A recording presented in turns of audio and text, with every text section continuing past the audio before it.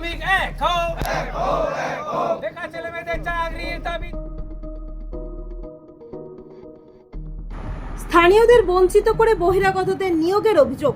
বেসরকারি ইস্পাত কারখানার গেট অবরোধ করে বিক্ষোভ।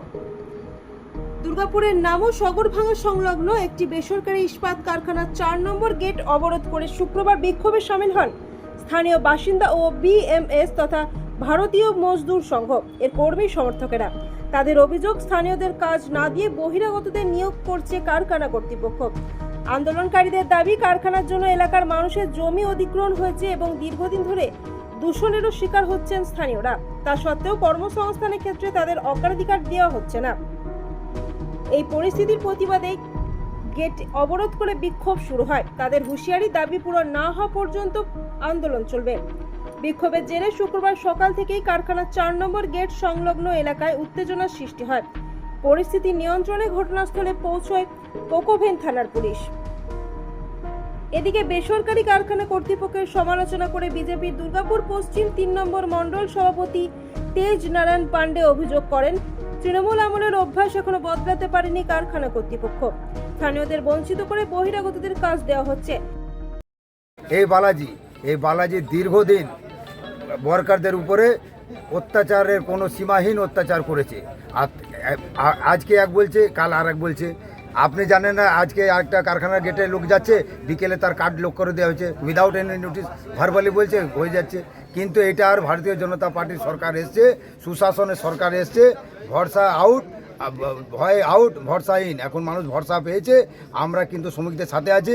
আমরা একটা অবস্থা নিজে ক্লিয়ার করছি, আমরা কিন্তু প্রোডাকশান হ্যাম্পার হয়ে তার পক্ষে নয়। আমরা কিন্তু আমাদের একটাই দাবি আছে যে একতরফাভাবে যে মালিক এতদিন যে চালিয়ে গেছে, ওই আর চলবে না। শ্রমিকের ভালো মন্দ বিচার করতে হবে। এলাকায় কারখানা হবে, এলাকায় ছেলেরা চাকরি পাবে না, আর বাইরের লোক এখানে এসে চাকরি করবে, সেটা কোনোভাবে মেনে যাবে না। এলাকার লোক কালি বালি ধুলো খাবে, আর বাইরের লোক এসে এখানে চাকরি করবে, সে কিন্তু চলবে না। আর আপনারা জানেন না, এই বালাজি কারখানা বিগত 15 বছর তৃণমূল আমলে সব থেকে যদি বঞ্চিত কেউ হয়ে থাকে, সেটা শ্রমিক হয়ে গেছে। কিন্তু সে বঞ্চনা আর হবে না। বিগত দিনে আজ থেকে 4 দিন আগে এখানকার লোকাল ছেলে 4 জনকে একতরফাভাবে বসিয়ে দেওয়া হয়েছে। কেন বসিয়ে দেওয়া হয়েছে? মালিক তার কোনো নোটিশ দিচ্ছে না।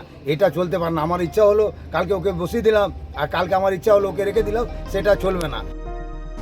অন্যদিকে আন্দোলনকারীদের অভিযোগ, দীর্ঘদিন ধরে বিভিন্ন অজুহাতে নিয়োগ প্রক্রিয়া বিলম্বিত করা হচ্ছে এবং স্থানীয়দের কর্মসংস্থান থেকে বঞ্চিত করা হচ্ছে। তাদের দাবি, দ্রুত সমস্যার সমাধান না হলে আন্দোলন আরো জোরদার করা হবে। কি সমস্যার মধ্যে দাঁড়িয়েছে? আমাদের আজকে দীর্ঘদিন ধরে এই কোম্পানি অত্যাচারী চলছে, কিন্তু আমাদের নিয়ম হচ্ছে আমাদের এখানে 250-300 লোককে যে বের করে দেওয়া হয়েছে, তাদের কোনো গ্যাছুটি কোনো প্রবলেম ফাইনালও করেনি। ওই দিব করে পার করে দিচ্ছে।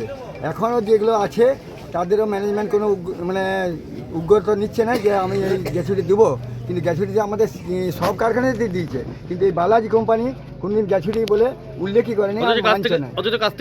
হ্যাঁ, কাজ যখন তখন কার্ড লক করে দিচ্ছে, বাড়ি চলে যাবে একটা করে।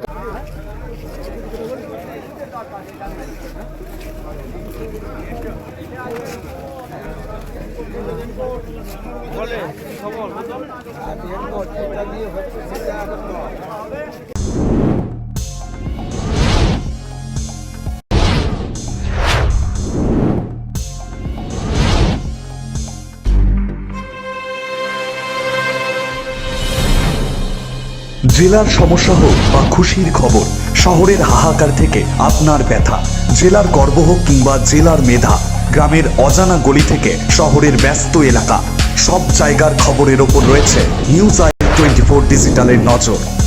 News I 24 digital.